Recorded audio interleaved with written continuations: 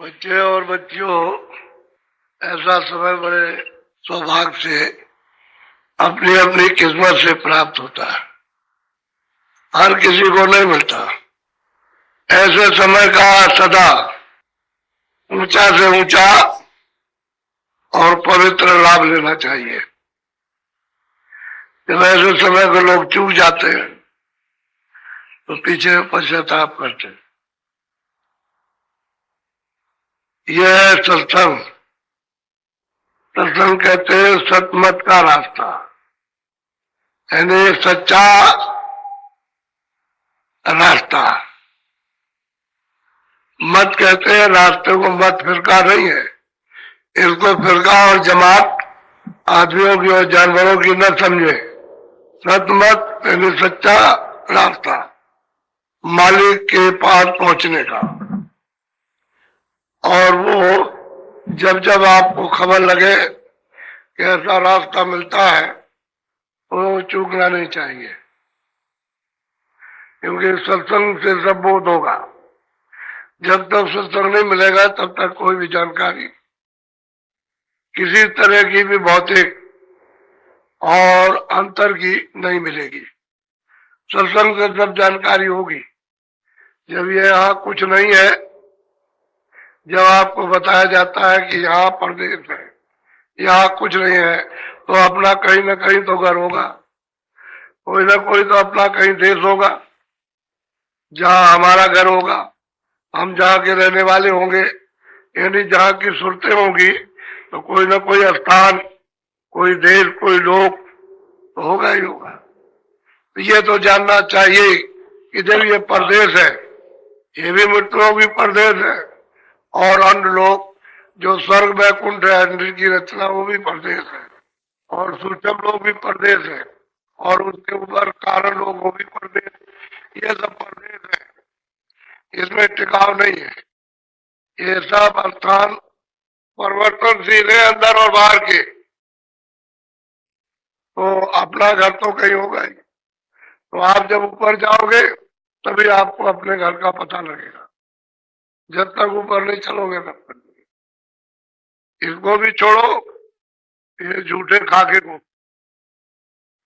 ये कपड़ा है जड़, और लिंग को भी छोड़ो, वो चेतन में दिखाई देता है कि कपड़ा है। फिर सूक्ष्म भी छोड़ दो, वो भी एक तरह का कपड़ा ही है। और कारण जो है वो बिल्कुल एकदम, जब आपने छोड़ा था तो आपको सिर्फ इतना ही बोध कराया गया था कि शब्द, रस, रूप, रसगंध, ये 5 चीजों का बोध था। पहले बोध नहीं था। पहले शब्द, स्पर्श, रूप, रसगंध का बोध कुछ नहीं था। लेकिन जब कपड़ा पहनाया कारण, तब ये बोध हुआ शब्द क्या, रूप क्या, रस क्या है, गंध क्या। इसके पहले तो ये कपड़े की एक झिल्ली बहुत बारीक डाल करके ब्रह्म स्थान पर आपको उड़ा दिया गया। वो भी कपड़ा वहां का, वहां के लिए तो, उस देश के लिए, उस लोग के लिए शोभायमान है, लेकिन आपके लिए फंसने का है। आप तो फंसे, लेकिन जो देखा जाता है तो शोभायमान, क्योंकि सुरतों का उतार जो है उसका रूप दिखाई देता है, और उससे मोटा सूक्ष्म कपड़ा।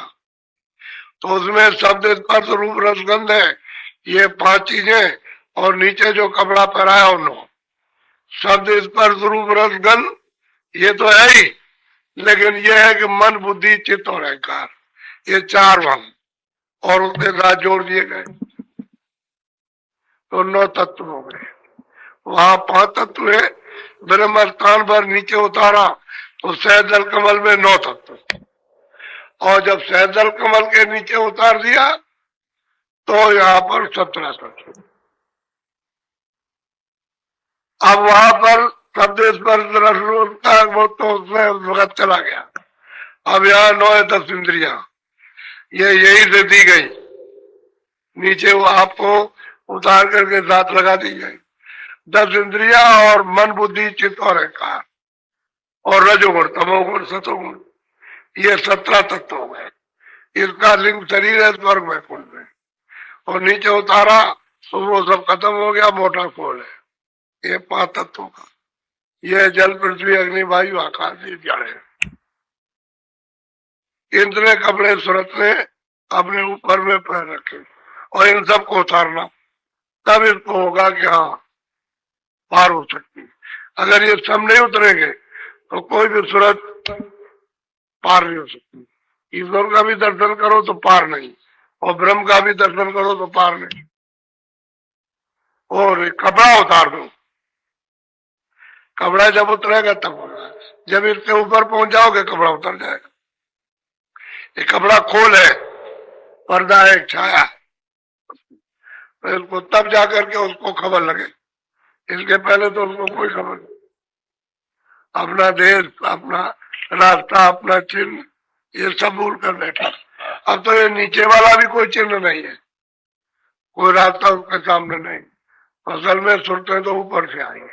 तो ये है, विद्वानों को, पढ़े लिखों को सोचना चाहिए कि जब उन किताबों में लिखा है ये चलायमान देश है तो है कहाँ, इसकी जानकारी करते। अब यह खोजते खोजते खोजते पहले भी था, पहले जानकारी थी और बीच में गायब हो गई, और ये जब कल युग आया तो इसकी जानकारी हो, अपने घर की पता लग गया कि वहां घर है।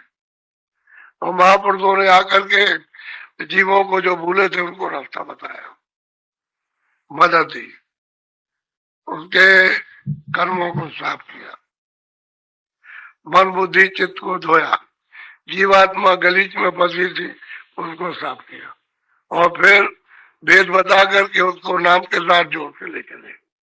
ये कलयुग में हुआ, पहले नहीं था, क्योंकि उसमें यानी शब्द की महिमा नहीं।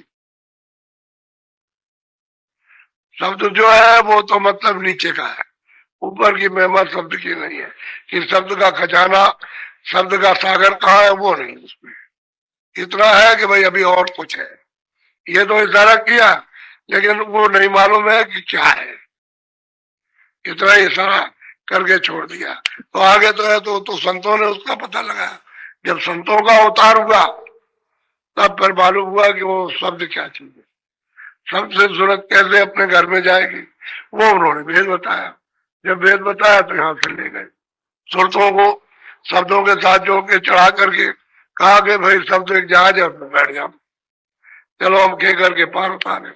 ये भवसागर एक समुद्र है, ये आने जाने का, इसलिए पार कर देंगे तो उतर जाओगे पार, फिर लौट के इधर नहीं आओगे।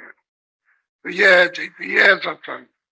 सतमत का सच्चा सत्संग है, इसको पहले सुनना चाहिए, और सुनोगे तो समझ में आएगा, क्योंकि सुनने से प्यास लगती है कि हमको भी सुन पीने को मिले, देखने को मिले, सुनने को मिले, हमको भी खाने को मिल जाए हमको।